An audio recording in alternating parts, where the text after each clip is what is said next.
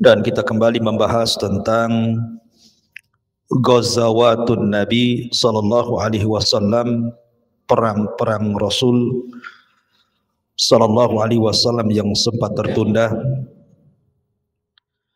Kalau tidak salah kita dulu sampai kepada perang Khaybar. Dan malam ini kita akan membahas perang besar dalam Islam. Nabi SAW tidak pernah menyiapkan pasukan sebesar perang ini, karena jumlahnya itu hampir mirip dengan perang Ahzab pasukannya. Artinya ini perang besar, karena yang dihadapi Nabi juga bukan pasukan biasa, tetapi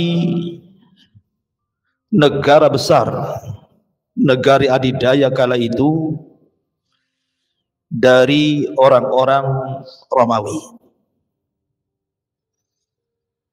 Jadi yang dihadapi itu adalah orang-orang Romawi. Dan inilah perang pertama Rasul melawan orang-orang Nasrani. Kalau sebelumnya Rasul disibukkan dengan perang melawan Yahudi, yang ini perang besar melawan Nasrani. Karena ketika itu daulah ataupun Romawi itu agamanya Nasrani. Lah perang ini dalam sejarah disebut perang Mu'tah namanya. Perang Mu'tah. Tetapi sebelum kita menjelaskan tentang bagaimana peristiwa perang Mu'tah ini, saya ingin menjelaskan tentang peristiwa sebelum peperangan. Dua peristiwa yang penting juga kita bahas. Pertama tentang Umratul Qadha, umrah Nabi SAW yang kedua yang disebut dengan Umrah Qadha. Kemudian yang kedua, menikahnya Nabi SAW dengan Maimunah bintu Harith. Baru setelah dua peristiwa ini masuk kepada perang Mu'tah. Ma'asyiral muslimin yang dimuliakan Allah Subhanahu wa taala. Anas ibn Malik radhiyallahu an dan juga sahabat yang lainnya menceritakan kepada kita, Nabi SAW seumur hidupnya itu umrah 4 kali. Seumur hidup Rasul, Nabi SAW itu umrah 4 kali dan haji sekali. Adapun umrah yang pertama disebut dengan Umrah Hudaybiyah, karena peristiwanya di tahun Hudaybiyah tahun 6 Hijriah. Tapi Nabi SAW tidak bisa umrah karena tidak boleh melangkah ke haram kecuali pasti akan diperangi, akan diserang oleh orang-orang kafir Quraisy. Tapi niatnya Nabi SAW umrah itu sudah dianggap umrah, karena memang kala itu Rasul tidak bisa masuk. Kemudian akhirnya terjadilah perjanjian Hudaybiyah itu. Lah salah satu isi perjanjian Hudaybiyah yang kesemuaannya merugikan kaum muslimin adalah bolehnya umrah tahun depannya. Maka ketika kemudian pada tahun 7 Hijriah, setahun setelah Hudaybiyah, maka Nabi SAW melakukan umrah kedua yang disebut dengan Umratul Qadha. Ada yang mengatakan qadha itu artinya mengqadha umrah yang tidak jadi tahun kemarin. Ada juga yang mengatakan qadha di sini artinya qadiyatu, perkara yang tercatat dalam perjanjian Hudaybiyah dibolehkan umrah tahun depan. Kemudian umrah yang ketiga, sepulangnya Nabi SAW dari Ji'rana, Setelah Nabi SAW perang Hunain, kemudian mendapatkan ghanimah harta rampasan perang, maka di sini kemudian Nabi SAW kemudian umrah yang disebut dengan umrah Al-Ji'ranah.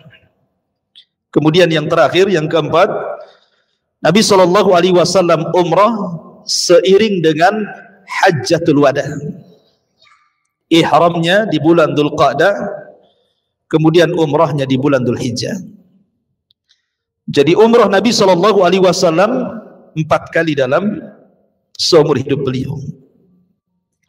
Tapi kalau haji cuma 1 kali saja, yang disebut dengan Hajjatul Wada. Itu haji pertama dan terakhir bagi Nabi SAW. Baik, yang kita akan ceritakan adalah umrah yang kedua pada tahun ke-7 Hijriah. Jadi Nabi SAW setelah mendapatkan perjanjian Hudaybiyah, dan kalau dia umrah tidak akan diganggu, maka Nabi SAW kemudian berangkat umrah bersama para sahabat, jumlahnya sampai 2000 sahabat, tanpa melibatkan perempuan dan tanpa membawa anak-anak. Jadi murni hanya para sahabat saja, laki-laki, 2000 orang itu berangkat bersama Nabi SAW. Kemudian ketika sampai di Dzulhulaifah, maka Nabi SAW kemudian meniatkan umrah, kemudian mulai bertalbiyah, labbaik Allahumma labbaik, labbaik la syarika laka labbaik, innal hamda wan ni'mata laka wal mulk la syarika lak. Maka bertalbiyahlah Rasul dan para sahabatnya dari Dzulhulaifah menuju Makkah Al-Mukarramah. Dan begitu memang cara umrah. Jadi kalau dari Madinah, maka mikotnya di mana? Aduh, anak-anak ini buyar pikiran sini. Tolong ya. Jadi memang begitu, kalau seandainya dari Madinah kemudian Nabi SAW singgah di Dzulhulaifah, itu disebut mikot namanya.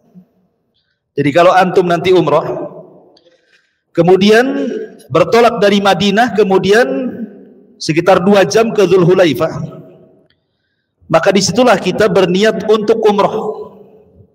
Disitulah kita memasang kain ihram. Lah mulai dari sinilah kemudian Anda bertalbiyah berjam-jam dari Dzulhulaifah itu terus sampai ke Mekah. Anda mengucapkan talbiyah, labbaik Allahumma labbaik, labbaik la syarika laka labbaik, innal hamda wan ni'mata laka wal mulk la syarika lak.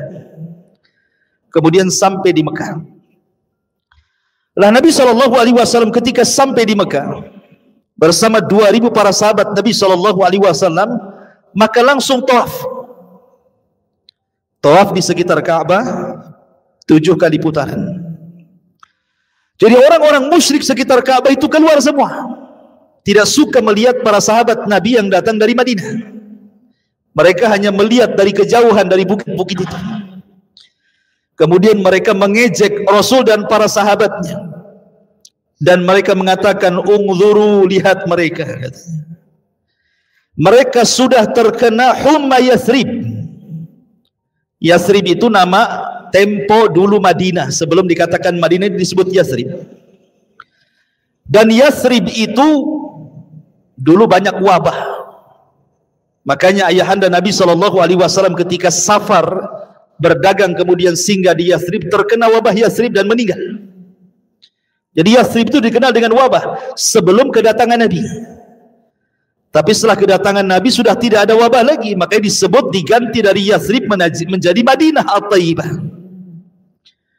Dengan kedatangan Rasul jadi berkah tuh Madinah tuh.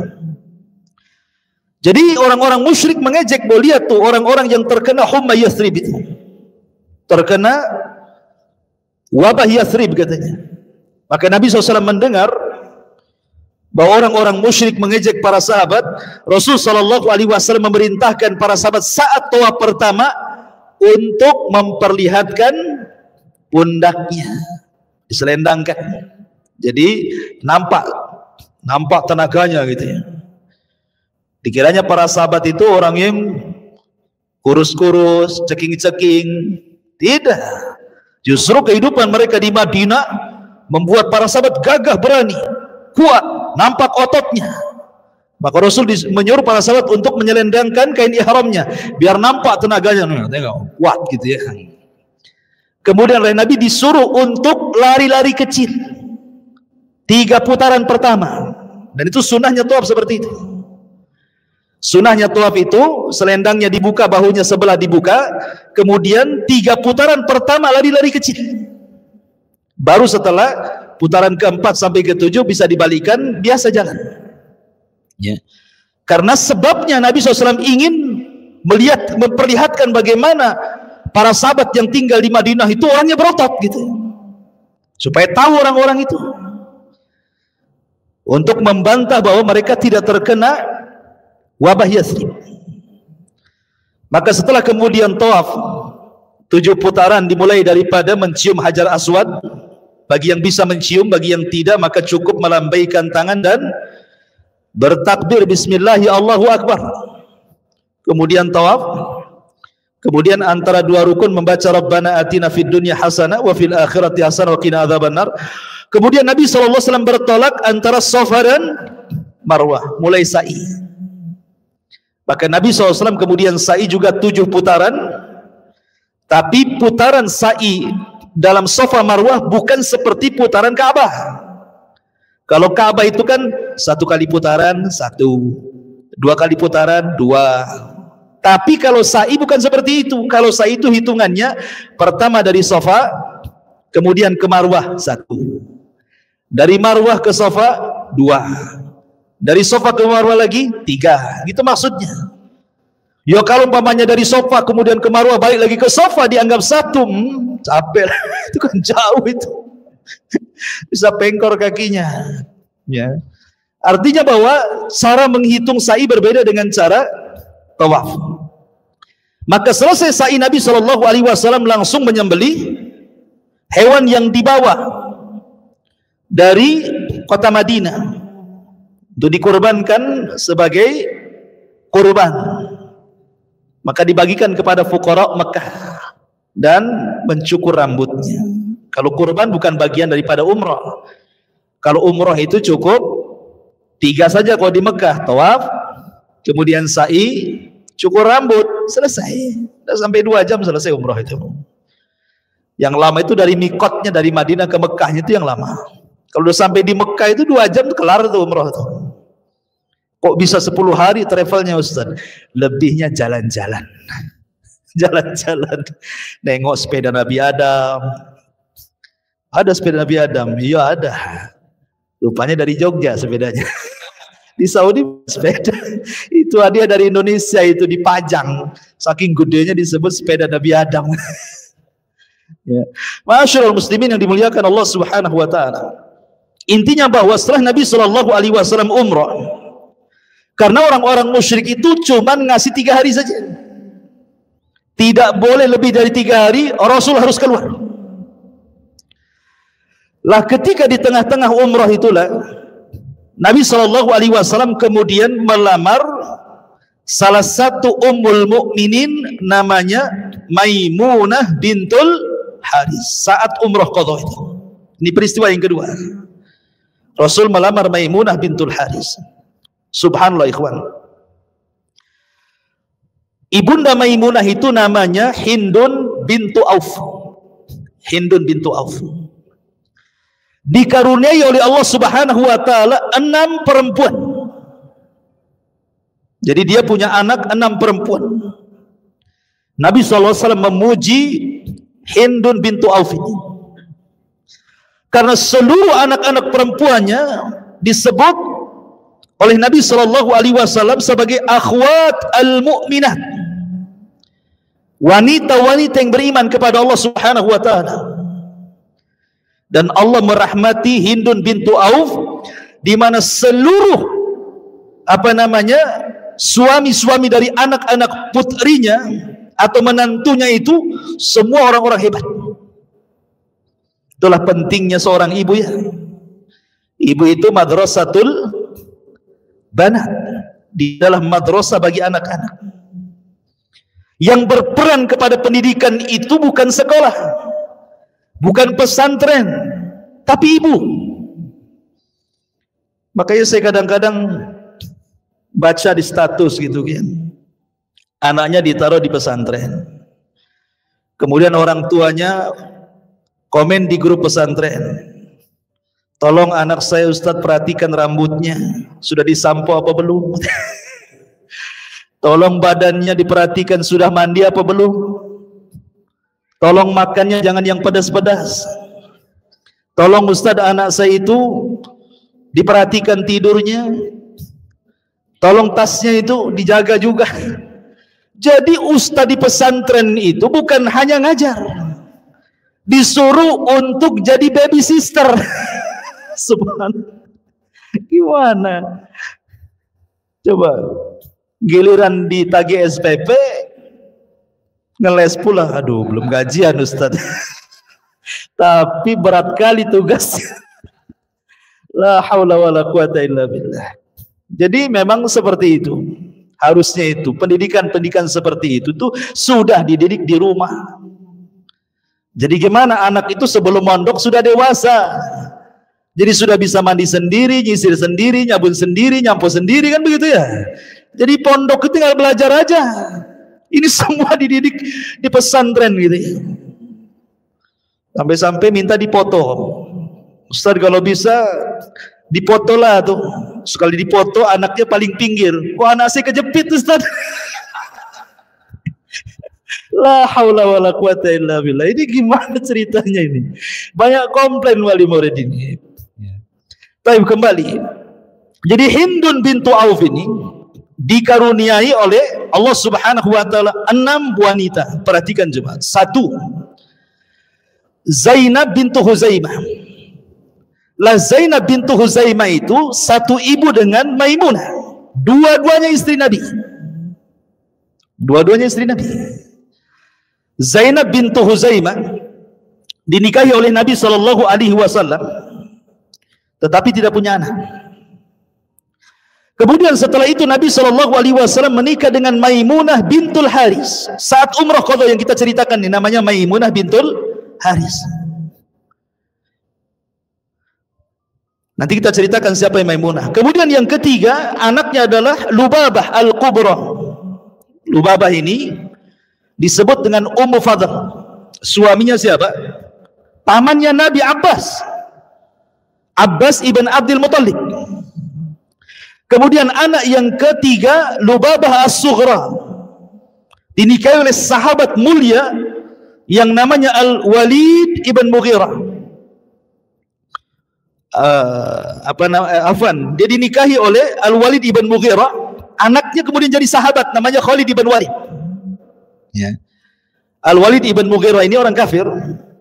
Jadi Lubabah salah satu anaknya Hindun bintu Auf menikah dengan Al-Walid ibn Mughirah, punya anak Khalid bin Walid. Siapa yang terkenal Khalid bin Walid? Nanti juga akan ada kisahnya dalam perang yang kita ceritakan, perang Mu'tah ini. Karena Khalid ini tidak pernah terlibat dalam peperangan kecuali di perang Mu'tah perdana. Karena dia kan terakhir masuk Islamnya masalahnya. Jadi setelah orang hijrah ke Madinah baru dia masuk Islam. Makanya perang perdananya inilah melawan orang-orang Nasrani Romawi. Kemudian juga di antara anaknya adalah Asma bintu Umais. Asma bintu Umais ini suaminya siapa? Ja'far, paman Nabi. Ja'far meninggal dinikahi Abu Bakar. Abu Bakar meninggal dinikahi Ali lagi. Kemudian dia baru meninggal. Kemudian juga Salma bintu Umais juga dinikahi siapa? Oleh Hamzah. Hamzah juga paman Rasul. Ya kan? Lihat. Ma'asyiral muslimin yang dimuliakan Allah Azza wa Jalla. Jadi Hindun bin Auf ini memang luar biasa. Dia ibu yang merawat anak-anaknya. Semua menantunya orang-orang hebat. Lah salah satunya adalah Maimunah bintul Haris. Ini yang kita akan ceritakan sedikit. Lah Maimunah bintul Haris ini dia dinikahi Nabi sallallahu alaihi wasallam saat umrah qadha pada bulan Dzulqa'dah tahun 7 Hijriah. Lah Nabi sallallahu alaihi wasallam ketika melamar Maimunah kemudian menggaulinya, ketika itu salah satu pembesar Aus namanya Sa'd bin Ubadah, meminta kepada orang-orang musyrik untuk ditambah 1 hari. Karena kan orang musyrik hanya ngasih 3 hari saja kan. Tolonglah kasih 1 hari lagi, biar 4 hari, biar Nabi SAW bersenang-senang dulu dengan istrinya, gitu maksudnya. Bukankah dia adalah Rasulullah dan bumi ini bumi Allah, terserah dia lah mau nambah hari, katanya. Tapi Nabi SAW mengingatkan Sa'd bin Ubadah, ini pentingnya tidak boleh mengingkari perjanjian. Kata Nabi, tidak perlu wahai Sa'ad, karena kita sudah terikat dengan perjanjian. Kita umrah hanya 3 hari saja. Makanya setelah 3 hari Nabi SAW kemudian di hari ketiga melamar Maimunah, kemudian menikahinya, kemudian menggaulinya, kemudian pergi ke Madinah. Dan Ummul Mukminin Maimunah ini dikenal orangnya keras kepada agama. Sampai-sampai dia pernah mengatakan kepada kerabatnya yang ketika itu datang ke rumahnya tercium bau minum khamar. Maka Maimunah mengatakan, kalau engkau keluar ke kaum muslimin, kau minum khamar, kemudian tertangkap dan kau didera atau dicambuk 40 kali, kalau itu terdengar ke telingaku, jangan pernah kau menginjak rumahku selamanya. Dan diancam gitu ya, keras kepada kerabatnya itu. Kalau sampai kau ketahuan minum khamar, kemudian tertangkap dan dicambuk 40 kali, jangan kakimu menginjakkan di rumahku. Saking kerasnya itu. Ya, Maimunah ini. Subhanallah, Maimunah ini luar biasa. Dia menikah di Mekah. Di rumah itulah dia menikah dengan Rasul. Di rumah itulah dia berhubungan dengan Rasul, dan di rumah itu pula wafatnya Maimunah. Jadi Maimunah itu wafat di tempat dia menikah sendiri. Dan usianya sudah 85 tahun. Menikah dengan Rasul itu sudah lemah, sudah tua. Ya. Tapi Nabi SAW menikahi dengan Maimunah ini karena ada maslahat dakwah di kota Mekah. Lah ketika Nabi SAW kemudian bertolak dari Mekah ke Madinah setelah 2 peristiwa umrah qada dan juga menikahnya Rasul dengan Maimunah bintul Haris ini, tiba-tiba kemudian ada putrinya Hamzah ibn Abi Abdul Muttalib ini yang menikah di perang Uhud. Hamzah ini kan ketika meninggal keluarganya masih di Mekah. Jadi ketika Nabi SAW kemudian pulang dari Mekah ke Madinah, putrinya Hamzah ini mengikutnya di belakang. Dan ingat bahwa Hamzah itu walaupun paman Rasul di satu sisi, tapi di sisi lain saudara sepersusuan. Jadi Rasul itu dengan Hamzah itu sepersusuan, walaupun satu sisi dia pamannya kan gitu ya. Karena anak daripada Abdul Muttalib, saudara daripada ayahnya Abdullah. Tapi karena sesusu dari Suwaibah, maka Rasul dengan Hamzah itu saudara sepersusuan.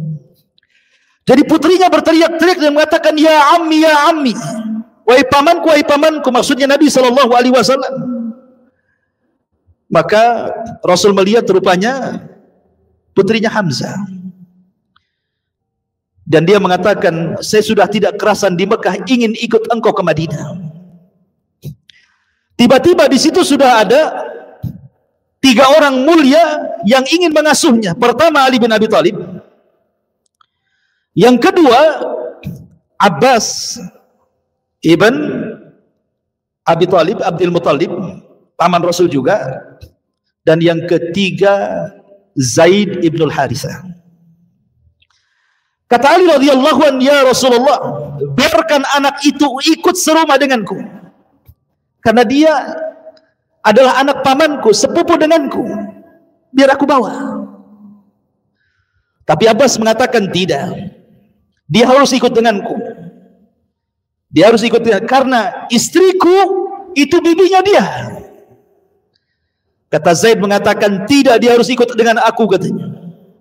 Karena bagaimanapun aku ada kedekatan dengan dia. Maka Nabi SAW bingung memutus. Setelah mengatakan seperti itu, mengatakan sebaiknya anak putri ini dibawa oleh Ja'far. Kenapa?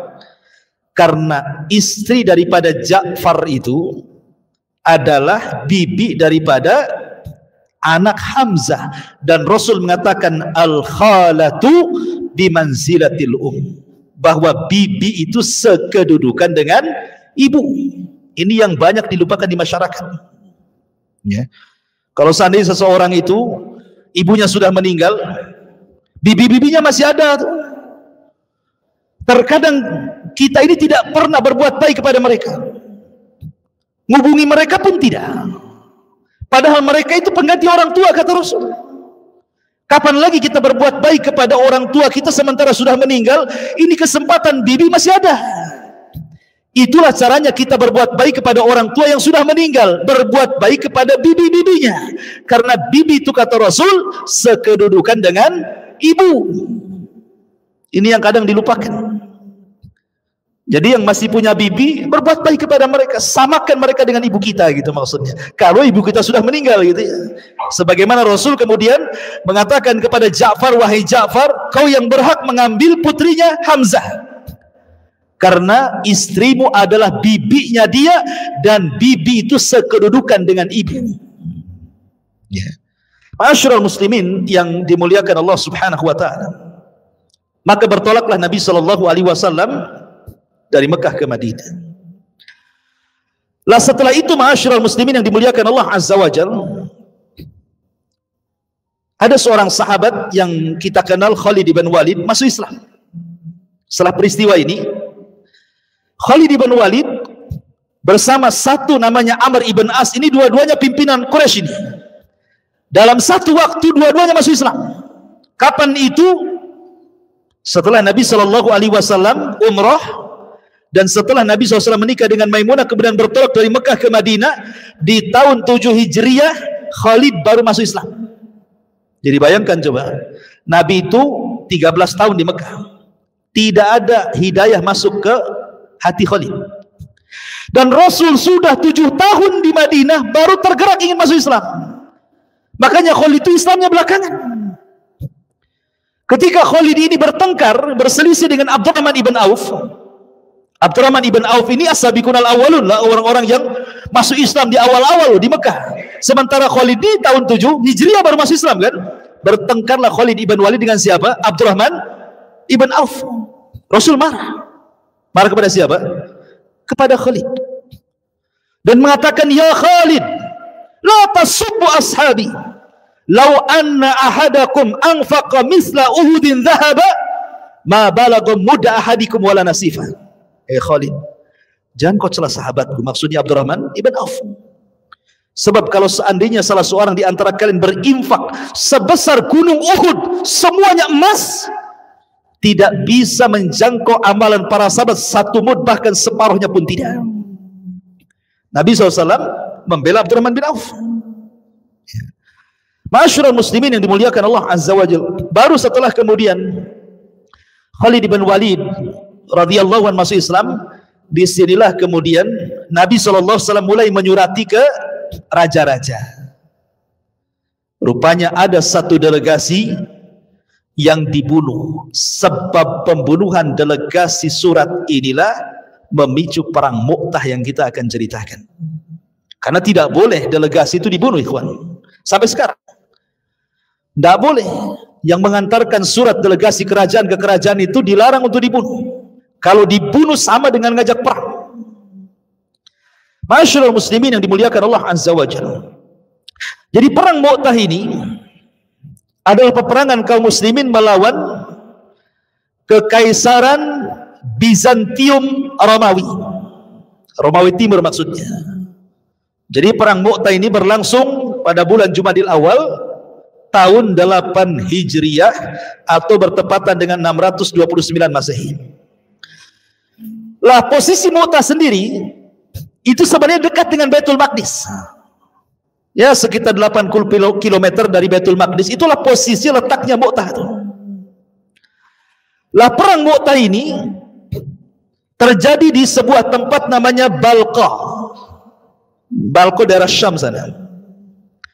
Lah Balqa ini adalah wilayah dari kekuasaan Bizantium Romawi. Jadi kayak kita ini Indonesia ini kan ada beberapa daerah gitu ya, ada Kepri, ada Kalimantan, ada Jawa, macam-macam. Gubernurnya masing-masing. Lah Romawi ini, Bizantium Romawi ini juga punya daerah-daerah. Lah salah satunya adalah daratan Balqa di Syam itu. Daratan Balqa dipimpin oleh Syurahbil ibn Amr al-Ghassani. Lah Nabi SAW berniat untuk menyurati Heraklius, Raja Romawi, untuk masuk Islam. Ketika itu Nabi SAW mengutus Al-Haris ibn Umair Al-Azdi radhiyallahu anhu untuk membawa surat itu ke Romawi, ke Kaisaran Romawi sana. Ketika sampai di daratan Balqa, di provinsi Balqa, yang ketika itu gubernurnya adalah Syurahbil ibn Amr al-Ghassani. Jadi Al-Haris ini menitipkan surat kepada beliau, tolong sampaikan surat ini kepada Kaisar Romawi. Tapi rupanya Al-Haris ibn Umar al-Azdi ini dibunuh oleh Syurahbil ibn Amr al-Ghassani, gubernur Balqa di bawah kekuasaan Bizantium Romawi itu. Dibunuh. Padahal sekali lagi tidak boleh membunuh delegasi. Ini sama dengan ngejak perang. Lah sampailah kemudian pembunuhan delegasi Rasul ini ke telinga Nabi. Marah Nabi. Kok berani-beraninya delegasi dibunuh? Makanya Nabi SAW kemudian mempersiapkan pasukan besar. Tidak pernah Rasul menyiapkan pasukan sebesar ini dari perang-perang sebelumnya. Nabi SAW mempersiapkan pasukan terbaik dari seluruh pasukannya, dan terbanyak 3.000 pasukan disiapkan Nabi SAW. Jumlah 3.000 ini dalam peperangan Rasul ini sudah hebat, karena biasanya Rasul kalau berperang itu di bawah jumlah ini. Ini terbesar yang disiapkan Rasul. Ini hampir mirip dengan pasukan perang Ahzab. Makanya perang ini perang spektakuler gitu ya di zaman Nabi itu. Karena apalagi jarak peperangannya mendekati Baitul Maqdis. Pasukan harus berjalan dari Madinah. Kemana? Ke Syam. 80 km mendekati Baitul Maqdis. Di situlah letak kota di situ. Bayangkan ini kan peperangan yang melelahkan, ikhwan. Rupanya ketika Kaisar Romawi mendengar ada pergerakan dari Nabi SAW, tidak tanggung-tanggung juga Romawi mempersiapkan pasukan berapa? 200.000, 3.000. Ya, Ma'asyiral muslimin yang dimuliakan Allah Subhanahu wa taala, kan nggak masuk di akal ikhwannya, jumlah yang besar sekali kan, macam mana ngelawannya itu sebesar itu. Ma'asyiral muslimin yang dimuliakan Allah Subhanahu wa taala. Tetapi sekali lagi, dalam Islam perang itu bukan hanya mengandalkan jumlah kan. Dan itu disebutkan di dalam Al-Qur'an. Kam min fi'atin qalilatin ghalabat fi'atan katsiratan biidznillah. Berapa banyak kelompok yang kecil mengalahkan kelompok besar karena izin Allah Subhanahu wa taala. Jadi perang Mu'tah ini sebenarnya gabungan antara tentara Romawi. Tentara Romawi itu cuma 10.000 saja, 100.000 pasukan saja. Yang 100.000 pasukan itu gabungan dengan orang-orang musyrik Arab yang mereka tidak suka dengan Nabi. Mereka tidak suka dengan Nabi SAW. Makanya kemudian bergabung bersama orang-orang Romawi sehingga jumlahnya menjadi 200.000 orang. Tentara kaum muslimin sekali lagi hanya 3.000. 3.000 melawan 200.000. Itu 1 banding berapa? Enggak ada bandingannya. Ma'asyiral muslimin yang dimuliakan Allah Subhanahu wa taala. Tapi sekali lagi kemenangan itu bukan dari pasukan, tapi kemenangan itu datang dari Allah Subhanahu wa taala. Ma'asyiral muslimin yang dimuliakan Allah Azza wa Jalla. Maka Nabi SAW mulai mempersiapkan pasukan 3.000 orang. Dan Nabi SAW memilih pemimpin-pemimpin yang luar biasa. Pemimpin pertama Nabi SAW memilihkan Zaid ibn Harithah. Langsung anak angkatnya Nabi, Zaid ibn Harithah ini. Kemudian Nabi SAW memerintahkan yang kedua, Ja'far ibn Abi Talib. Ja'far ibn Abi Talib. Dan Ja'far ini adalah orang yang dijuluki pemilik dua sayap di sorga. Karena nanti dalam perang Mu'tah itu tangannya terputus. Dan Rasul mengatakan Allah sudah menggantikan kepada Ja'far itu dua sayap di sorga, dan dia akan terbang sesuka dia di sorga. Kemudian Nabi SAW memilih dari kalangan Ansar satu, namanya Abdullah ibn Rawaha. Orang yang luar biasa dalam ibadahnya. Nanti diceritakan sedikit biografi beliau. Inilah pemimpin-pemimpin Nabi SAW. Pertama, Zaid. Kalau seandainya Zaid meninggal, bendera dipegang oleh Ja'far. Kalau seandainya Ja'far meninggal, dipegang oleh Abdullah ibn Rawaha. Dan yang keempatnya tidak disebutkan siapa. Walaupun kemudian dalam peperangan akhirnya bendera itu diambil oleh Khalid ibn Walid dan di tangannya kemenangan. Masyarul muslimin yang dimuliakan Allah Azza wa Jalla, kebiasaan Rasul dalam setiap peperangan atau mengutus pasukan perang, maka Nabi SAW biasanya memberikan wasiat dengan takwa. Jadi sebelum melepaskan pasukan itu, Nabi SAW mengingatkan mereka tentang takwa.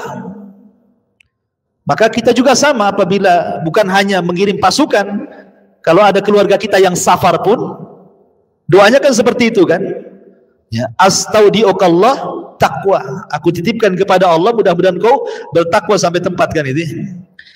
Jadi Nabi SAW itu biasa memberikan wasiat sebelum mengirim pasukan itu agar bertakwa kepada Allah dan agar tetap berbuat baik selama peperangan. Kata Nabi SAW, "Ughzu bismillah." Ingat, berperanglah kalian menyebut nama Allah. Ughzu bismillah fi sabilillah. Qatilu man kafara billah. Ughzu wala taghullu wala taghdiru wala tumassilu wala taqtulu walida.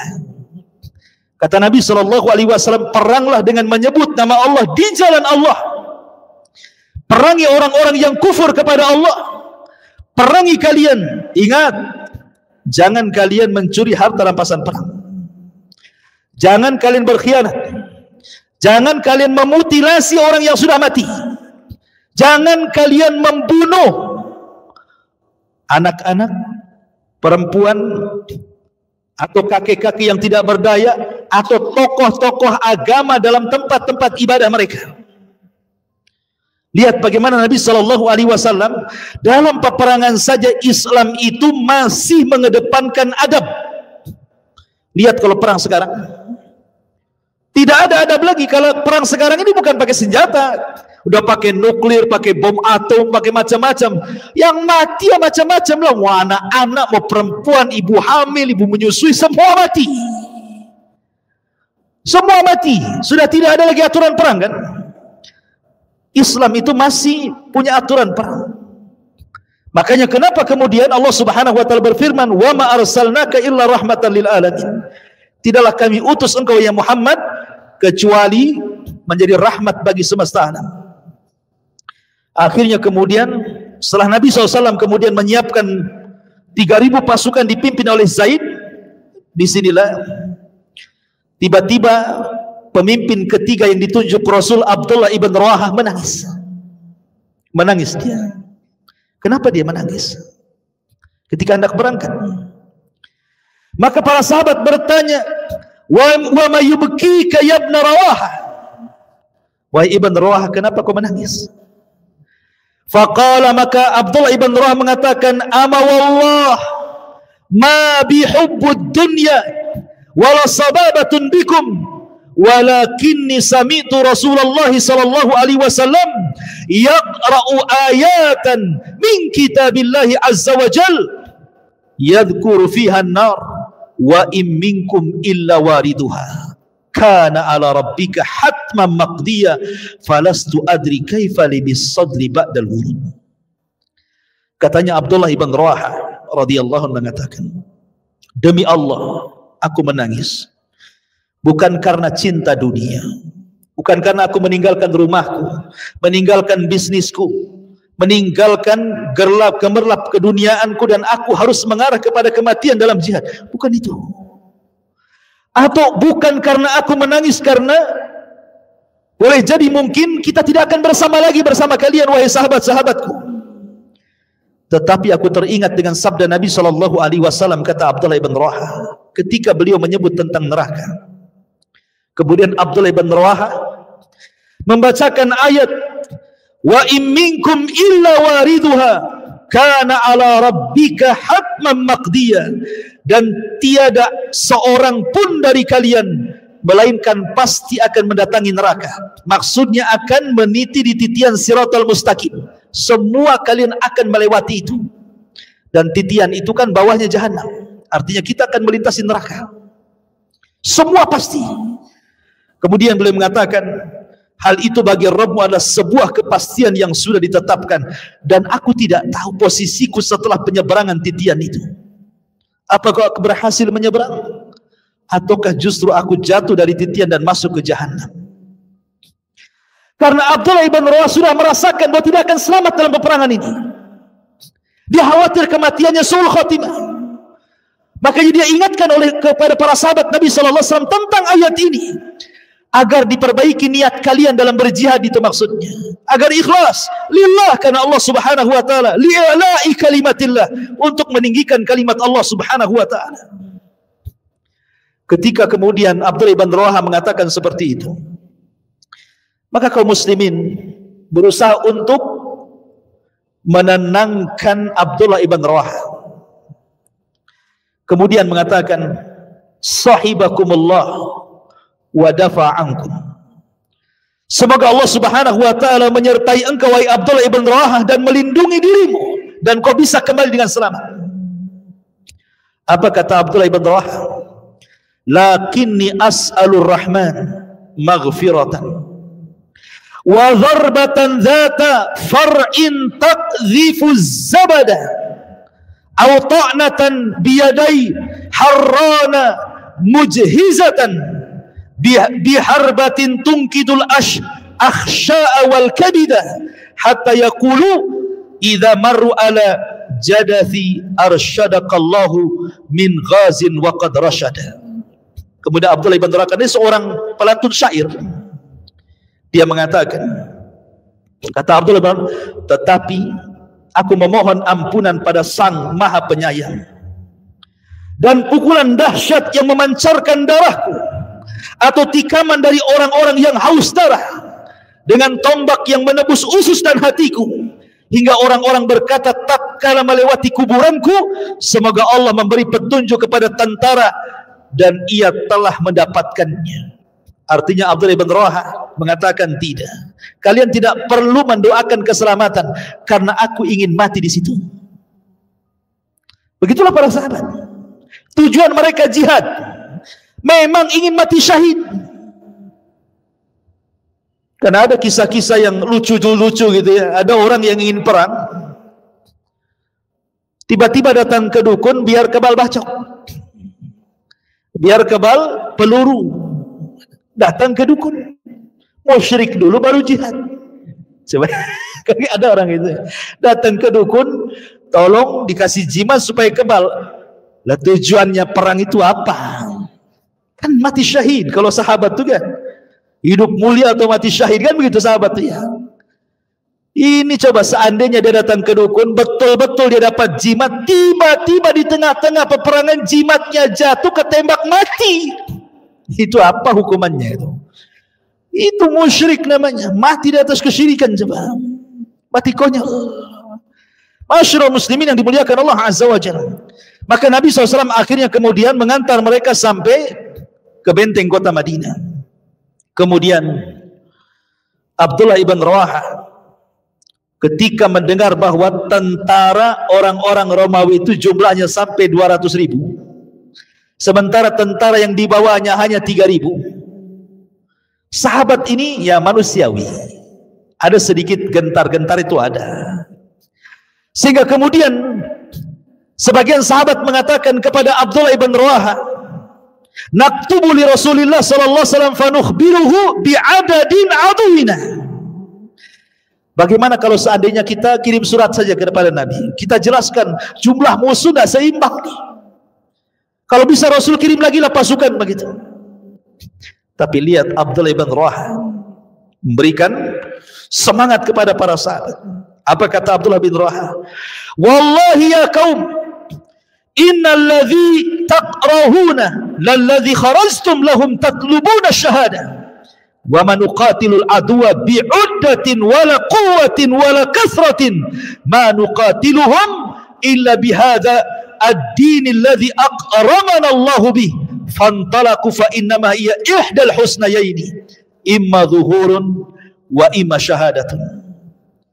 Kata Abdullah ibn Rawaha, wahai para tentara, demi Allah, sesungguhnya apa yang kalian takutkan sungguh inilah yang kalian cari. Maksudnya mati syahid. Kita tidak memerangi manusia karena banyaknya bilangan. Kita tidak memerangi manusia karena kekuatan persenjataan. Kita memerangi manusia bukan karena kehebatan, tapi kita memerangi mereka karena agama Islam yang telah memuliakan kita semuanya. Bangkitlah kalian, perangi musuh kalian. Sesungguhnya di hadapan kita hanya ada dua pilihan: kalian hidup mulia atau pulang mati syahid. Bangkit semangat sahabat. Akhirnya walaupun hanya 3.000 pasukan, di depannya 200.000 pasukan, tidak gentar mereka. Ketika sudah sampai di Balqa, di Mu'tah, 80 meter dari Baitul Maqdis, Masjidil Aqsa itu, Nabi SAW mengajarkan kepada para sahabat, ingat, Nabi SAW kalau melakukan penyerangan, maka Rasul menentukan waktunya. Kapan? Setelah sholat subuh. Itu kebiasaan Rasul dan para sahabat. Rasul SAW tidak menyerang di waktu siang. Rasul tidak pernah menyerang di waktu sore, apalagi malam. Tapi Nabi SAW selalunya menyerang setelah sholat subuh. Alasannya apa? Sering saya kisahkan atau saya ceritakan kepada antum. Karena di waktu subuh itu ada angin kemenangan yang disebut dengan sobah. Diambil dari sobah, sobahul khair, sobah. Jadi anginnya namanya sobah. Kata Nabi SAW, nusirtu bis sobah wa uhlikatil adu bid dapur. Aku ditolong dengan angin pagi sebagaimana kaum Ad dihancurkan dengan angin sore. Dan Allah mengatakan fal mughirati subha. Dalam surah Al-Adiyat, wal adiyati dhabha fal muriyati qadha fal mughirati subha. Apabila Rasul dan sahabatnya menyerang, pasti di waktu subuh. Selepas sahabat subuh baru mereka nyerang. Begitulah aturannya.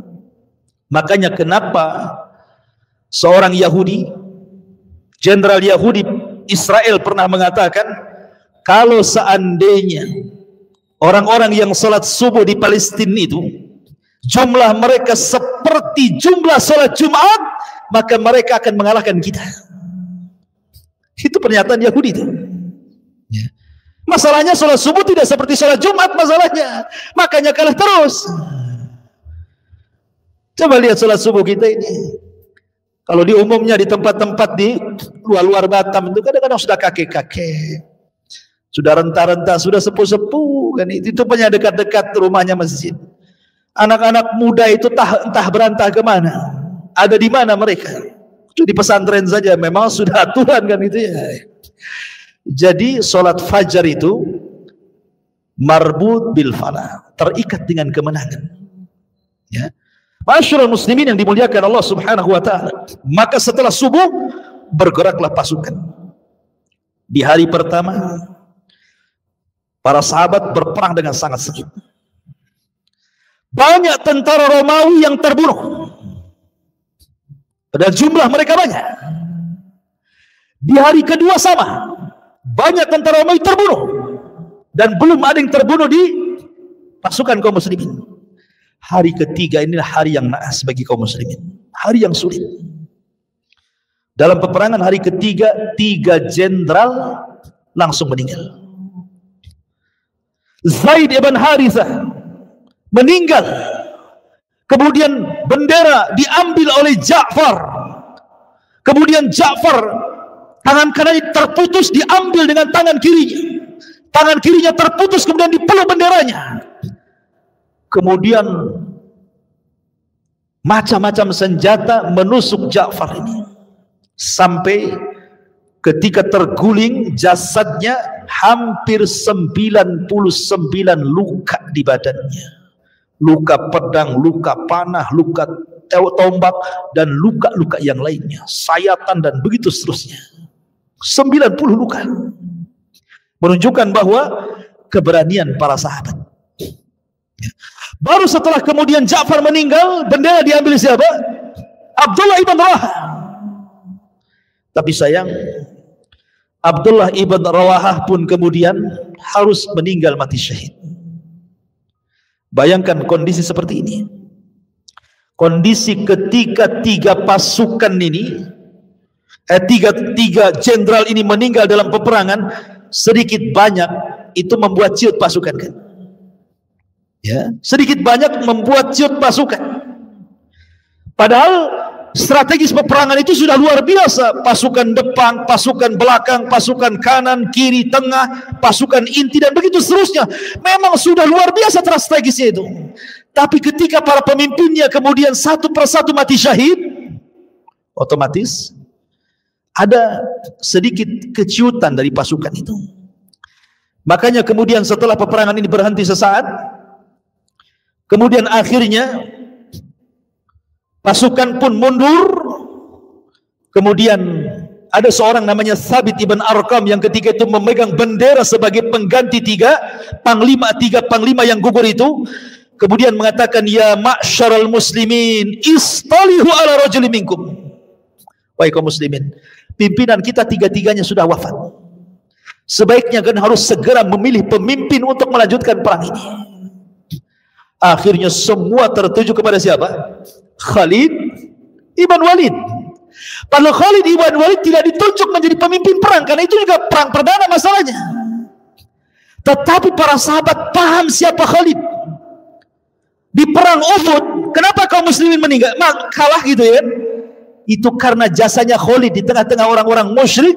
Dia yang menghabisi para pemanah dari atas dan berhasil memukul mundur kaum muslimin sehingga terjadi kekalahan di Uhud. Siapa penyebabnya? Khalid ketika itu yang memukul mundur kaum muslimin ketika masih musyrik. Dia bisa memutar bagaimana caranya. Makanya Khalid itu luar biasa. Ketika dipilih oleh Khalid, maka disitulah kemudian Khalid membuat strategis luar biasa. Apa yang dilakukan oleh Khalid? Yang pertama, dia melakukan penyusunan dan menyatukan kembali barisan pasukan kaum muslimin setelah terjadi porak-poranda. Wajar karena gugurnya 3 panglima yang memimpin sebelumnya. Berusaha untuk menyatukan kembali, memberikan semangat kepada pasukan. Kemudian yang kedua, Khalid melakukan kamuflase. Dia hendak membuat pasukan itu jangan disangka pasukan yang menyerang hari berikutnya itu bukan pasukan yang kemarin, seolah-olah ada pasukan baru. Maka oleh Khalid didandani lagi, seolah-olah bukan pasukan kemarin, ini pasukan baru, padahal itu juga tuh pasukannya. Ya. Dandanannya dibuat baru, benderanya dibuat baru, strategisnya dibuat baru, membuat apa strategi kamuflase bahasa kitanya, supaya jangan disangka ini pasukan kemarin, ini pasukan lain ini, dan itu bisa menggentarkan musuh dengan kepiawaian Khalid ini. Kemudian yang ketiga, maka Khalid pun menarik mundur pasukan kaum muslimin secara teratur dan terencana tentunya, dengan tujuan supaya mengurangi korban jiwa dari kaum muslimin. Khalid pun kemudian setelah kemudian berusaha memukul mundur, Kemudian Khalid pun mundur bersama pasukan supaya jangan dilanjutkan perangnya karena orang Romawi sudah ketakutan dan mereka tidak mengejar juga. Maka Khalid pun kemudian pulang ke Madinah membawa pasukan yang selamat, sebab kalau terus dilakukan peperangan pasti semua syahid, gak imbang dengan pasukan. Maka strategis yang ketiga, sebaiknya Khalid pulang dan mengatur pasukan lain nanti menggempur berikutnya, gitu maksudnya. Tapi sayang kemudian ijtihad Khalid ini akhirnya mendapatkan cemoohan penduduk Madinah, karena ketika pulang warga Madinah itu melempari dengan debu-debu pasukan itu. Subhanallah. Dan mereka mengatakan kepada pasukan itu, ya firar, farartum fi sabilillah. Orang-orang yang lari dari peperangan, kenapa kau lari di jalan Allah, katanya. Tapi Nabi SAW kemudian membela pasukan dan Khalid dan mengatakan, laisu bil firar walakinnahum qurrar insyaallah. Mereka bukan pasukan yang lari dari peperangan, tapi mereka pasukan yang hendak mempersiapkan pasukan yang akan kembali menyerang, kata Rasulullah. Ya, dan itu strategi solid seperti itu. Masyarul muslimin yang dimuliakan Allah Subhanahu wa taala, lah saat peperangan itu ikhwan, Nabi SAW terutama ketika meninggalnya pemimpin-pemimpin perang, tentu Jibril memberitahu Rasul berada di Madinah kan, sehingga kemudian Nabi SAW berkhutbah di hadapan manusia itu. Jadi Rasul sedang berkhutbah, di Mu'tah sedang perang, satu persatu itu gugur para jenderal itu. Kemudian kata Nabi SAW dalam khutbahnya, ya ma'syaral muslimin, wahai kaum muslimin, as-salatul jami'ah. Salatul jami'ah itu artinya panggilan ketika ada kabar genting. Maka panggilannya as-salatul jami'ah, seperti salat kusuf itu kalau gerhana, maka jangan azan, tetapi cukup as-salatul jami'ah. Nanti orang datang dari mana-mana. Kata Nabi SAW, telah sampai kabar kepadaku, sesungguhnya Zaid telah meninggal dan dia mati syahid. Mintakan ampun kepada Allah kepada Zaid. Kemudian Ja'far juga telah mati syahid. Mintakan ampun kepada Allah agar dosa-dosa Ja'far diampuni, dan aku bersaksi bahwa dia mati syahid. Kemudian Abdullah ibn Rawahah pun sudah gugur dan dia mati syahid. Mintakan ampun kepada Allah akan dosa-dosa Abdullah ibn Rawahah. Kemudian Rasul mengatakan, dan sekarang bendera sedang dipegang oleh Khalid ibn Walid. Dari mana Rasul tahu coba? Kalau zaman sekarang iya ada WA, tinggal di WA aja Nabi. Zaman dulu bagaimana cara tahunya bahwa bendera dipegang Khalid coba, kalau bukan wahyu kan? Maka Rasul mengatakan sekarang bendera sedang dipegang Khalid ibn Walid, padahal dia bukan orang yang dipilih untuk menjadi pemimpin. Tetapi Rasul mengatakan, Allahumma hadza saifun min suyufika fansur bihi, ya Allah, dia adalah pedang dari pedang-pedangmu, tolonglah dia, menangkan peperangannya. Sejak itulah maka Khalid ibn Walid disebut Saifullah, pedangnya Allah Subhanahu wa ta'ala. Karena dalam perang Mu'tah berhasil memukul mundur musuh. Khalid ini memakai serban, di balik serban itu dia menyimpan 3 helai rambut Nabi. Waktu perang Mu'tah serbannya jatuh, maka Khalid kemudian mengambil serbannya sampai harus menghadapi tentara Romawi yang banyak, sampai berhasil mengambil serbannya itu. Sahabat mengatakan, ya Khalid, kau berperang untuk sorban atau untuk Allah? Kau berperang untuk apa gitu? Kau perang untuk serbanmu atau untuk Allah, katanya. Kata Khalid, wallahi di balik serban itu ada 3 helai rambut Nabi. Aku tidak hendak 3 helai rambut itu dihinakan orang-orang kafir, maka aku ambil. Makanya kemudian orang-orang Romawi terheran-heran dengan strategi Khalid bin Walid. Bagaimana mungkin 3.000 pasukan bisa mengalahkan 200.000 pasukan? Sehingga kemudian ada seorang Romawi datang kepada Khalid mengatakan kunci kemenangan. Ya Khalid, kenapa kau bisa melakukan hal ini kepada kami? Ini kuncinya nih, kemenangan Khalid nih. Kata Khalid, ya, karena kalian takut kematian. Ya, karena kalian takut kematian, Kalian cinta dengan dunia katanya, sementara kami cinta dengan kematian dan benci dengan dunia. Itu jawaban Khalid. Kenapa kalian kalah? Karena kalian cinta dengan dunia dan takut kematian. Sementara kami cinta kematian dan kami benci dengan dunia. Makanya Allah menangkan dalam perang Mu'tah ini. Ma'asyiral muslimin yang dimuliakan Allah Subhanahu wa taala, tapi ikhwatu bidin luar biasa dalam perang ini. Walaupun tentara kaum muslimin 203.000 orang melawan 200.000, tapi yang korban dari kaum muslimin itu tidak banyak. Herannya itu hanya 12 orang. Bayangkan ya. Sementara tentara yang mati dari Romawi itu sudah tidak terhitung jumlahnya. Yang meninggal dalam perang Mu'tah itu disebutkan nama-namanya. Pertama Zaid ibn Harithah, yang kedua Ja'far ibn Abi Talib, yang ketiga Abdullah ibn Rawaha, yang keempat Mas'ud ibn Aswad, yang kelima Wahab ibn Sa'ad, yang keenam Ubad ibn Qais, yang ketujuh Amr ibn Sa'ad, yang kedelapan Al-Haris ibn Nu'man, yang kesembilan Suraka ibn Amr, yang ke-10 Abu Kulayb ibn Amr, yang ke-11 Jabir ibn Abi Sa'sa'ah, dan yang terakhir Amir ibn Sa'ad. Hanya 12 orang yang mati syahid dalam pertempuran maha dahsyat, ikhwan. Menunjukkan kehebatan kaum muslimin, di mana tentara yang dikirim Rasul itu bukan tentara biasa, bahasa kitanya Kopassus itu. Itu tentara-tentara khusus yang memang dididik untuk berjihad oleh Nabi sallallahu alaihi wasallam. Luar biasa. Tapi di sini ma'asyiral muslimin ada 4 peran sahabat yang mulia dalam perang Mu'tah ini, yang biografinya sungguh indah untuk kita ungkap. Pertama Zaid ibn Harithah. Siapa Zaid ibn Harithah? Kemudian yang kedua Ja'far. Siapa Ja'far? Yang ketiga kemudian Abdullah ibn Rawaha. Siapa si Abdullah ibn Rawaha ini? Dan yang keempat Khalid ibn Walid. Ini 3 sahabat harus dikupas sejarahnya. Karena 4 sahabat ini yang banyak terlibat dalam peperangan ini.